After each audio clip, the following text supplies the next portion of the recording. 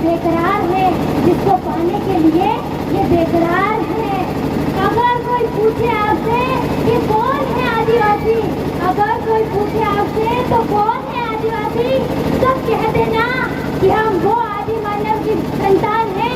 जो अक्सर जंगलों में जल, जंगल और जमीन के मालिक है और जिससे मानव इतिहास की शुरुआत होती है। हम वो आदिवासी हैं, उन आदि मानवों की संतान है